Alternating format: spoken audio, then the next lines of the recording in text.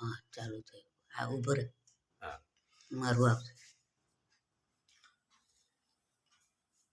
દર્શક મિત્રો કેમ છો આપ? મને આશા છે કે તમે બધા મજામાં હશો. આજનો વિષય જે છે એ એવો વિષય છે કે વડોદરા સયાજીગંજ વિસ્તારમાં કેટલાક લોકો વિઝા કન્સલ્ટન્સીનું કામ કરે છે અને કેટલાક લોકોને પરદેશની અંદર સારા પગારથી નોકરી અપાવવાનું કામ કરે છે.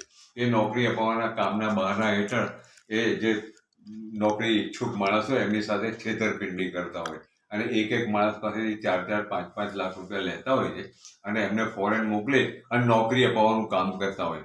અને એની અંદર આ લોકો શું કરે છે કે સોશિયલ મીડિયામાં આની બધી જાહેરાતો કરે છે અને ગ્રાહક તરીકે એ લોકો ગુજરાતના લોકોને ઓછા પસંદ કરે છે, પરંતુ બિહાર, પંજાબ, રાજસ્થાન એવા અધર સ્ટેટના લોકોને આ લોકો બોલાવે, નોકરી અપાવવાનું બહાનું કરે અને એમની પાસેથી 4-4, 5-5 લાખ રૂપિયા લે, વિદેશમાં મોકલે, ત્યાં કોઈ નોકરી વોકરી મળે ને છેતરપિંડીના ભોગ બની અને એ લોકો પાછા આવે.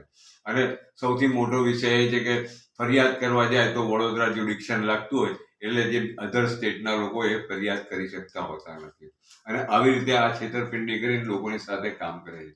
આવા એક 7 થી 8 માણસોનો કેસ મારી પાસે આવેલો છે અને એ લોકોની ફરિયાદ અમે લોકોએ લીધી હતી અને એ જે ફરિયાદ લીધી એના પહેલા હું તમને મારું ઇન્ટ્રોડક્શન આપી દઉં.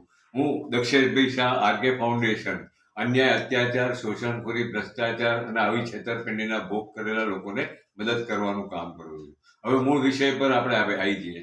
આવી રીતે 8 માણસ જોડે જે છેતરપિંડી કરેલી એની સામે અમે લોકોએ પોલીસ સ્ટેશનમાં, પોલીસ કમિશનરમાં, તેમજ હર્ષ સંઘવી સાહેબ જે માનનીય આપણા ગૃહ સચિવ છે એમને પણ ફરિયાદ કરી હતી અને એના ફરિયાદના ધારાધોરણ હેઠળ આ માણસને બધા લોકોના પૈસા પરત આપવાની ફરજ પડી હતી. અને અત્યારે હાલમાં પણ અત્યારે એવા કિસ્સા આવ્યા છે કે 2-4 માણસો પાસેથી અત્યારે આ જ ઈસમોએ ફરી પાછા પૈસા લઈને મોટી છેતરપિંડી કરી અને પૈસા લીધેલા છે. અત્યારે હું એમના કેસને અત્યારે છાનબીન કરી રહ્યો છું